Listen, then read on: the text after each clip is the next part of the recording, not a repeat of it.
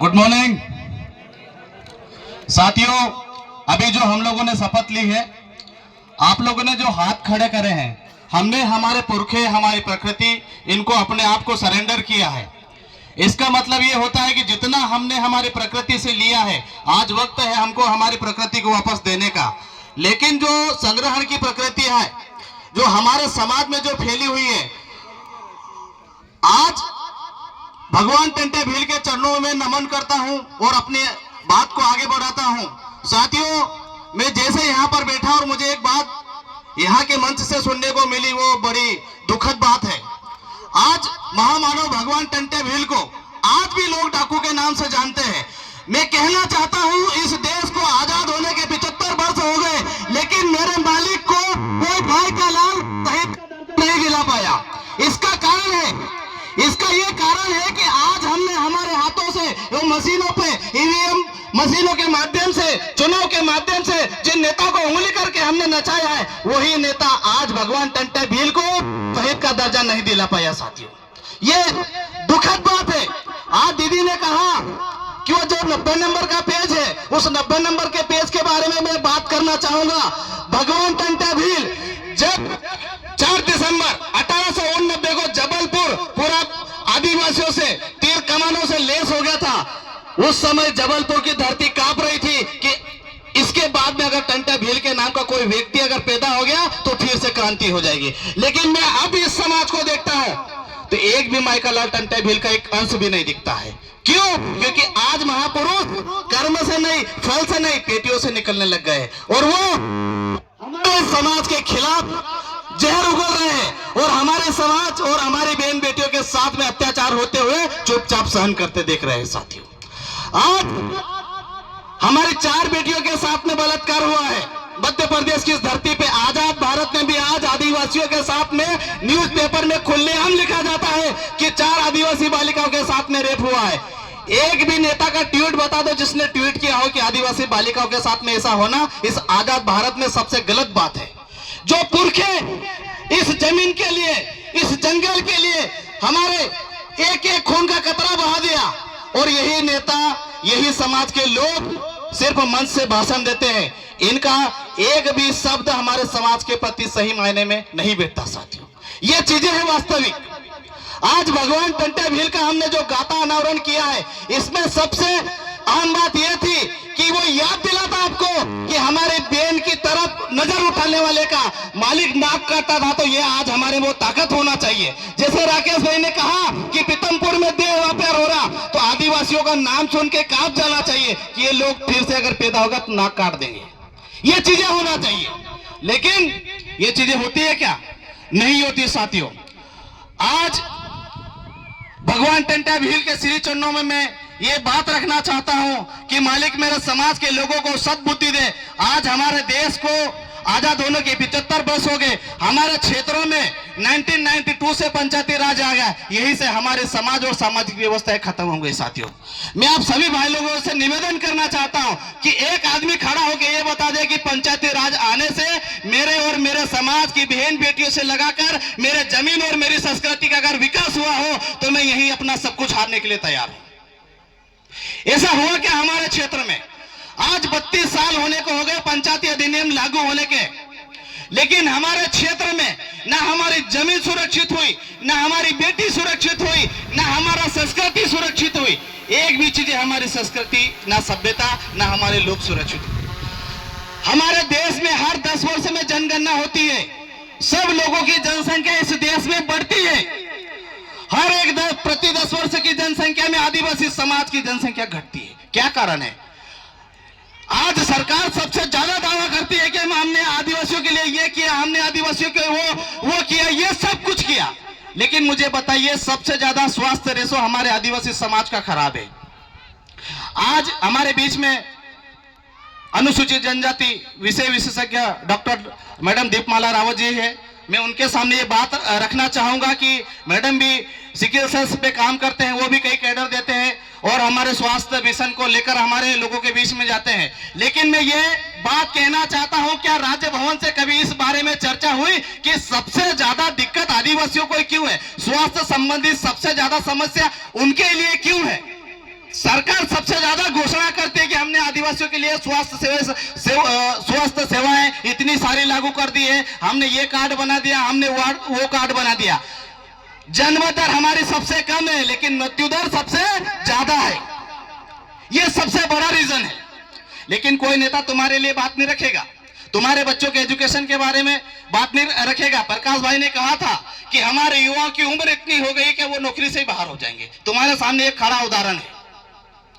हमारे भाई मेहनत कर रहे हैं, सब कुछ कर रहे हैं, लेकिन दिक्कत कहां आ रही है?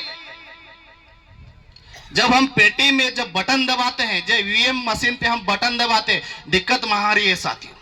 क्योंकि जो हमारी शासन व्यवस्था थी, आज कुछ हमारे बीच में पीली पगड़ी और सफेद पगड़ी वाले कुछ बुजुर्ग है ना, कि हमारे बड़े बुजुर्ग, बड़े पेड़ हमारे बीच में बैठे हैं, जो स्वशासन चलाते थे, वो स्वशासन तुम्हारी पंचायत खा के बैठ गई है साथियों। आज तुम सामूहिक निर्णय नहीं कर पा रहे हो, इसी वजह से तुम्हारे जंगल, जमीन, तुम्हारी बेटियां सब तुमसे छीनी जा रही है। और आने वाले कुछ समय में, आज एक भाई ने भी बात कही थी कि 21वीं सदी है और हमारे बीच में जो बात हो रही है वो 19वीं और 20वीं सदी की बात हो रही है। हम बहुत पीछे हैं। इस देश को पीछे जाने में कम से कम 10,000 वर्ष लग गए हैं। हमारे आदिवासी समाज एक दो पीढ़ी के बारे में नहीं जानता, तो वो 10,000 वर्ष के बारे में कैसे जानेगा? 100 पीढ़ी के बारे में कैसे जानेगा? 100 पीढ़ियों से तुम्हारे जल, जंगल, जमीन, तुम्हारी भाषा, तुम्हारी बोली, तुम्हारी सभ्यता को खत्म किया जा रहा है, तो हम उस बारे में कैसे चर्चा करेंगे? तो साथियों, ये विषय बहुत गंभीर है। ये सिर्फ मूर्ति अनावरण का कार्यक्रम नहीं था, ये एक वैचारिक क्रांति थी। भगवान टंटा बेल 27,000 ग्राम सभा का संचालन करते थे। आज हमारे क्षेत्र में हम जो पंचायत अधिनियम के तहत 4 ग्राम सभा होती है, उसमें एक काम के लिए हम वो नोटिफिकेशन जारी नहीं करवा पाते हैं, एक ठहराव प्रस्ताव पास नहीं करवा पाते हैं। इस मूर्ति अनावरण के कार्यक्रम के लिए हमने कई सरपंचों के हाथ पैर जोड़े कि भैया आप अपने रजिस्टर में ठहराव प्रस्ताव पास कर दीजिए कि हमारी मूर्ति भगवान टंटे भीर की लग जाए। ये आज की ग्राम सभा है। इसको ग्राम सभा नहीं बोलते, इसको समझौता बोलते हैं। इसको क्या बोलते हैं? समझौता बोलते हैं। ग्राम सभा वो होती है जहां पे आदिवासी समाज के लोग बैठेंगे, बड़े बुजुर्ग बैठेंगे, महिलाएं बैठेंगे, बच्चे बैठेंगे, सब बैठेंगे, पेड़ पौधे पक्षी सब रहेंगे। उसके बीच में शपथ लिया जाता है कि हमको सामूहिक कार्यक्रम क्या करना है, सामूहिक चीजें कहां पर करना है। लेकिन आज उल्टा हो गया है। आज सरपंच करेगा, आप लोगों की जरूरत नहीं है, आपका पंच की जरूरत नहीं है। वो चीजें हैं, आज भी है, लेकिन कराने वाले होना चाहिए। भाई लोगों की बड़ी मेहनत से छापरा, मेन, कदवाली, शेरू भाई, सेलू भाई, जितेन भाई, सभी भाई लोगों की अच्छी मेहनत रही। पिंटू भाई, अजय भाई, हमारे कुछ भाई ऐसे मिस्त्री थे जिन्होंने रात में आधी रात तक इस मूर्ति के लिए काम किया, प्लास्टर किया, और यहाँ पर आप लोगों को ये व्यवस्थित मूर्ति खड़ी करके दिखाई साथियों। ये जो पुतला, इसको पुतला मत समझिए, ये जीता जागता हमारा पुरखा है, जो आज भी हम जैसे युवाओं के अंदर में है, जो दिन रात आपके लिए मेहनत करते हैं, ना अपने परिवार की चिंता करते, ना अपने खाने की चिंता करते, बस एक ही चिंता करते हैं कि महापुरुष का जो मिशन था, जो 27,000 ग्राम सभा का संचालन करता था, तो जिधर से निकलता था उधर से समाज ऐसा थर थर कांपने लग जाता था। कोई हमारी बहन बेटियों पे नजर उठा के नहीं देखता था। लेकिन आज देखिए, मैं कल की हेडलाइन बता दूंगा कि 4 बालिकाओं के साथ में, आदिवासी बालिकाओं के साथ में रेप हुई। कितने तुम्हारे में से कितने लोगों का खून खोला? मुझे उस भाई लोगों के भी लिए दुख है जिनको जम्मू कश्मीर में गोलियों से भून दिया। हमारे सांत्वना, संवेदना उन भाइयों के लिए भी है। लेकिन मणिपुर में मेरी बहनों को नंगा करके चलाया, जलाया, उनको मारा, नोचा, तब इस देश के नागरिक कहां मर गए थे? इस देश में जो डिंडोरा पीटने वाले कि हम ये है, हम वो है, हम यहाँ के नेता है, हम फलाना है, ढिमका है, वो कहां गए थे? दुख होता है। आज मेरे समाज का सबसे बड़ा बुद्धिजीवी वर्ग हमसे बात करने से डरता है। उसने अच्छी डिग्री हासिल करी, उसने अच्छी नौकरी हासिल करी, वो हमसे बात करने से डरता है। तो हमारे समाज का नेतृत्व कैसे होगा? हमारे नेता, एक चुटपुंजा नेता हमसे बात करने से डरता है। हम आपके ना तो घर मांग रहे हैं, ना आपसे जमीन मांग रहे हैं, ना आपसे कुछ नहीं मांग रहे, सिर्फ हम आपसे सहयोग मांग रहे हैं कि हमारे समाज में जो फैली कुरीतियां है, जो बुराइयां है, जो हमारे युवा आज उल्टी सीधी कटिंग बना के उल्टे सीधे डांस करते, पता नहीं क्या क्या इन पे अपराध दर्ज होते हैं। एक बर्थडे में कोई एक खिलौना हाथ में लेके कर देंगे तो इस पे आर्म्स एक्ट लग जाता है। साला कौन हमारे लिए बात करने आता है? आज छत्तीसगढ़ की हालत तो बहुत खराब है, लेकिन मध्य प्रदेश में ये हालत बहुत जल्दी डेवलप होने वाले हैं। आप अभी आपने देखा होगा बालाघाट में एक हमारे आदिवासी भाई, मुझे नाम बराबर याद नहीं है, लेकिन कहीं भी हिरन ने ऐसा कुछ नाम था उस भाई का, मार दिया, बोल दिया नक्सली था। अरे नक्सली था तो फिर गवर्नमेंट उसको पैसा क्यों दे रही है? काय के लिए पैसा दे रही है? आज इस जगह पे जो कार्यक्रम हो रहा है ये भी बोलेंगे कि ये तो गवर्नमेंट का, तो गवर्नमेंट किधर से लाई? दस्तावेज बनाया तो गवर्नमेंट ने भी दस्तावेज बनाया ना। ये प्रकृति है, प्रकृति में सब जीवों का अधिकार है और हम सब जीव हैं। लेकिन जो जो ये टापू है, ये जो देश है, ये मूलतः आदिवासियों का देश है। यहां पर जितने भी जो आए हैं वो चाहे यहां पर चाहे क्रिश्चियन हो, चाहे ईसाई हो, चाहे सिख हो, चाहे हिंदू हो, चाहे ब्राह्मण हो, किसी भी धर्म का, किसी भी जाति का वर्ग है, जो आदिवासी नहीं है वो इस भूभाग का नहीं है। ये आप कान खोल के सुन लो और समझ लो। चाहे कोई सी भी किताब उठा के देख लो, पंडित जवाहरलाल नेहरू की डिस्कवरीज ऑफ इंडिया उठा के देख लो, टोरी जेसेफ के अर्ली इंडिया से देख लो, आरंभिक भारतीय उठा के देख लो, कोई सी भी किताब आपको उठा के देख लो। और वो भी नहीं उठा के देखो तो हमारा इंडियन कॉन्स्टिट्यूशन उठा के देख लो, उसका आर्टिकल 19 पढ़ के देख लो, उसने स्पष्ट कहा है कि आदिवासियों को छोड़कर यहां कर सारे लोग नागरिक हैं। और हमको ये चीजें साबित करने की कतई आवश्यकता नहीं है। सिर्फ हम आप लोगों से निवेदन करना चाहते हैं कि जैसे हम हाथ उठा करके हमारी प्रकृति को हम सरेंडर कर रहे हैं और आपको गुड मॉर्निंग बोल रहे हैं, तो इसका मतलब है कि हमने जो प्रकृति से लिया है वो देने का समय आ गया है। और ये लालची लोग हमारी जो जमीन छीन रहे हैं, जो संग्रहण कर रहे हैं, ये खत्म हो जाएंगे। आज हमारे क्षेत्रों में इन्होंने नल लगा दिए, हमारे पक्के घर बना दिए। जब भी प्रकृति ने अपना खेल दिखाया तो तुम उसी घर में दफन हो जाओगे। ये लिख के रख लो। अभी भाई ने कहा था ना, जो आपको उदाहरण बताया था, आज भी हमारे पुरखे हाथ में घड़ी नहीं बांधते, हम तो स्मार्ट वॉच बांध के फिर रहे हैं। वो तब भी तुमको समय बता देंगे, समय है समझ जाओ। आज हमारे बीच में ऐसे कुछ बुजुर्ग बैठे हैं जो आपको इस मंच के माध्यम से बोलेंगे कि बेटा आप भी समय है, समझ जाओ। आने वाला समय आपकी पीढ़ी के लिए, आपकी नस्ल के लिए बहुत खतरनाक है। अभी मैंने 2 दिन पहले न्यूज़पेपर में देखा था कि अमेरिका और भारत कुछ ऐसी संधि करने वाले हैं जो 21वीं सदी का नया भारत बनाने वाले हैं। क्या 21वीं सदी का नया भारत? अभी भाई ने कहा था, वीरेन भाई ने कहा था, एआई टेक्नोलॉजी आ गई है। क्या करोगे आप जहां खड़े हो, जहां बैठे हो, अरे कब तक छुपे रहोगे कि मैं अधिकारी हूं, मैं कर्मचारी हूं? आपकी सारी चर्चाएं उनके बीच में है। आप कहां जा रहे हो, आप कहां बैठ रहे हो, कहां सोच कर रहे हो, कहां कुछ कर रहे हो, सब चीजें उनको पता है। डरने की जरूरत नहीं है। आपको सिर्फ आपके समाज के लिए काम करना है, क्योंकि हर वर्ग का व्यक्ति अपने अपने समाज के लिए काम करता है। तो फिर मेरे समाज का नेता, मेरे समाज का अधिकारी, उसको किस बात का दिक्कत है, उसको किस बात की प्रॉब्लम है, जो समाज में बैठना उठना नहीं जानता? क्योंकि आप लोगों की ही वजह से हम जैसे युवा डर के मारे अपने समाज में काम कर रहे हैं, निडर होके काम नहीं कर पा रहे, क्योंकि हमको भी डर है कि अगर 1 एफआईआर हो गई, 2 एफआईआर हो गई तो ये लोग हमको गुंडा घोषित कर देंगे। और हमारे भाइयों के साथ में हो रहा है, नालछा वालों भाई के साथ में हो रहा है, इंदौर वाले भाइयों के साथ में हो रहा है, खरगोन वाले भाइयों के साथ में हो रहा है, यहाँ पे भी हम जैसे भाइयों के साथ में भी होने वाला है। फिर हम क्या करेंगे बताइए? एक मूर्ति नहीं हमको ऐसे बिठाना है, ऐसे 1000 लोगों के घर में ऐसी विचारधारा खड़ी करना है कि हमारी बहन बेटी और हमारे जल जंगल जमीन के तरफ अगर आंख उठाए, चाहे वो नेता हो, चाहे पुलिस हो, चाहे कोई भी हो, तो उसकी आंख नोच लेंगे। ये विचार बोलता है, मैं नहीं बोलता हूं ऐसा। क्योंकि आज हमारे जो हिस्से में 1 बीघा 2 बीघा जो जमीन आई है, ये भगवान टंटे भील की कर्म भूमि है। यहां से मैं कसम खा के बोलता हूं, आप लिखित में ले लो, कोई सा भी दस्तावेज उठा के देख लो, चाहे होलकर का देख लो, चाहे अंग्रेज हुकूमत का देख लो, कहीं पे भी नहीं मिलेगा। इस मालिक की वजह से आपको मिलेगा। अगर ऐसा नहीं है तो मुझे गवर्नमेंट बताए कि मेरे मालिक की दरगाह किधर है, मैं कहां पर उनको नमन करने जाऊं। आज पाताल पानी में हमारे कुछ पुरखों ने वो पुतला बिठाया था, हम उसको ही हमारी दरगाह समझते हैं।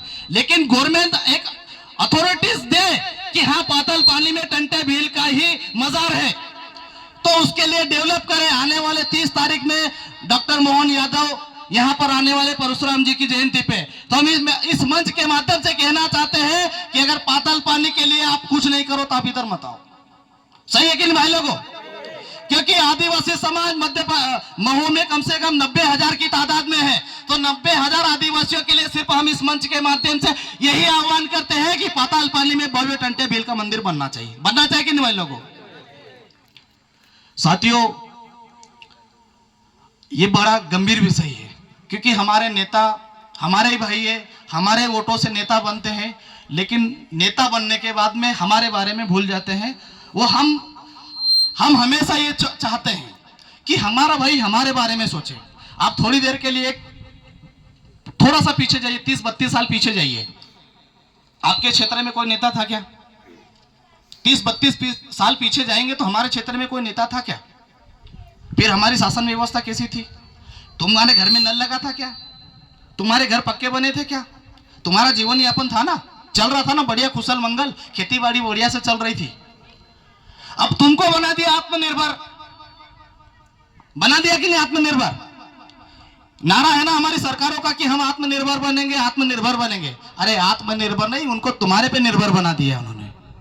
तुम्हारे सारे संसाधन, तुम्हारी व्यवस्थाएं, तुम्हारी पूंजी, तुम्हारी संपत्ति, तुम्हारे जंगल, तुम्हारी जमीन सब छीन लिया। विकास के नाम पे पंचायत अधिनियम 1993 तुम्हारे क्षेत्र में घुसाया है। यही 5वीं अनुसूची का सबसे बड़ा खेल है। हमको ये चाहिए ही नहीं। जब देश हमारा तो हमको ये क्यों चाहिए? हमको 5वीं अनुसूची में नहीं चाहिए, हमको अनुसूची 1 में चाहिए कि देश हमारा है तो देश हमको चाहिए। हम छोटा सा झुनझुना लेके उसको बजा के खुश क्यों होंगे भाई? जब गवर्नमेंट बोलती है कि 92% यहाँ के इमिग्रेशन, ये जो शरणार्थी लोग हैं, आक्रमणकारियों के संतानें हैं, विदेशी लोग हैं, इतिहास बोलता है, तो तुमको बोलने में क्या दिक्कत है? मांगो ना भाई, तुम्हारे सरपंच से में बोलो कि एक लेटर बना के राज्यपाल को भेजे कि मैं इस देश भारत भूमि का मूल मालिक हूं। कैसे हूं? तो संविधान के अनुसार हूं, सुप्रीम कोर्ट के जजमेंट के अनुसार हूं, इन पेड़ पौधों की गवाहियों के अनुसार हूं। आप मुझे मेरी जमीन खाली करके दीजिए, आपकी व्यवस्थाएं मुझे नहीं चाहिए। कर सकते क्या? नहीं कर सकते, क्योंकि इसके लिए हमको बैठना पड़ेगा, गांव गांव में केडर करना पड़ेगा। हमारे बहुत सारे से भाई है जो आपको जल जंगल जमीन एक एक अधिकार कानून समझाएंगे। योजना ही षड्यंत्र है, इससे बड़ी और कोई बात नहीं है साथियों।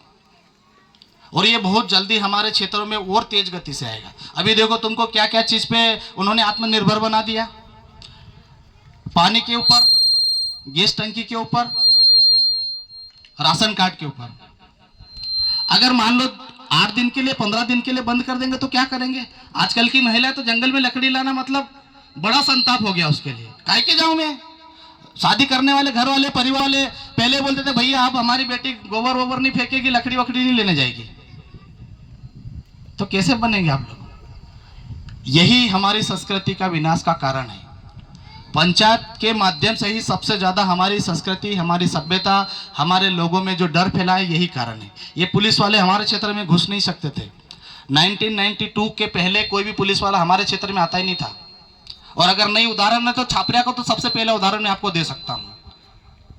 हमारा क्षेत्र था, चाहे हम कैसे भी थे, लेकिन क्षेत्र हमारा था, हमारा अपना व्यवहार था, हमारे अपने लोग थे, हमारी अपनी संस्कृति थी। लेकिन आज मेरा कोई सा भी भाई, छोटा भाई, उसको बिल्कुल भी नॉलेज नहीं है। अगर वो खिलौना लेके भी अगर नाचने लगा, बोले कि इसके हाथ में बंदूक है, इसको आर्म से एक्ट में साले अंदर डाल दो। ये चीजें हो रही है। अब इसके लिए एक नेता के पास जाने के लिए 1000, 15,000, 20,000 तो हमको देना पड़ता है। देना पड़ता कि नहीं? इसके लिए कौन लड़ाई लड़ेगा अपने लिए? हम सारे युवा मिलके पाताल पानी के जमीन के लिए हर समय आह्वान कर रहे हैं, समाज से भी कर रहे हैं, नेताओं से भी कर रहे हैं। क्या एक भी नेता ने किसी नेता को, बड़े जो नेता है हमारे, जो भाई छोटे मोटे जो नेता है, मंडल अध्यक्ष या कमंडल अध्यक्ष जो भी है, सरपंच वगैरह सब लोग, आज 28 पंचायत, मुझे मालूम है कि 28 पंचायत हमारे ट्राइबल की है महू ब्लॉक में। तो क्या एक भी पंचायत का सरपंच हमारे भगवान टंटा भील की जमीन के लिए, उसके मंदिर के लिए आवेदन दिया क्या? नहीं दिया। और जब तुम्हारे मालिक के लिए वो कुछ नहीं कर सकते, तो भी सोचो समाज के लिए क्या करेंगे? समाज के लिए चंदा देने में भी दिक्कत है।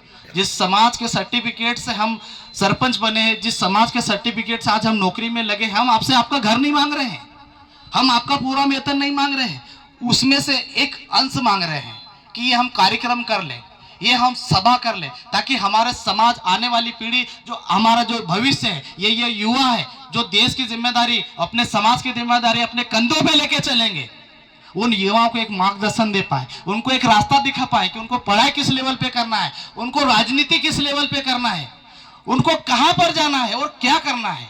एक विचारों के माध्यम से ही बता सकते हैं, क्योंकि जो बैठकें होती थी उसमें हम जैसे युवाओं को मौका नहीं मिलता था, लेकिन वो बैठकें खत्म हो गई।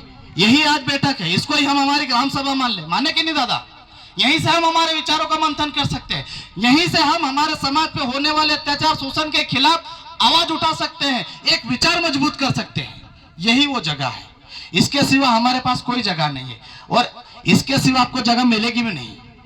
ये महापुरुष है, इनके माध्यम से आपको कार्यक्रम करने की अनुमति मिल जाएगी, इनके माध्यम से आपको बैठने के लिए जमीन मिल जाएगी, इनके माध्यम से आपको मरने के बाद में शमशान घाट मिल जाएगा, लेकिन आपके लिए कुछ नहीं मिलना है।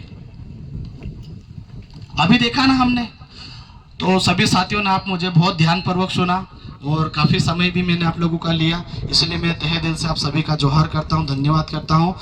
और आप सभी भाई लोगों से मैं निवेदन करता हूं कि कश्मीर भी हमारे देश का हिस्सा है, कश्मीर में मरने वाले सभी भाई हमारे देश के नागरिक हैं। उन सभी भाइयों के लिए हम 2 मिनट का मौन रखेंगे, तो आप सभी भाई लोग अपने अपने स्थान पर खड़े हो जाए। तो हम 2 मिनट का मौन धारण कर लेते हैं और उनको हम गुड मॉर्निंग बोल देते हैं, ताकि उनकी आत्मा प्रकृति में विलीन हो गई है, उनकी आत्मा को शांति मिले।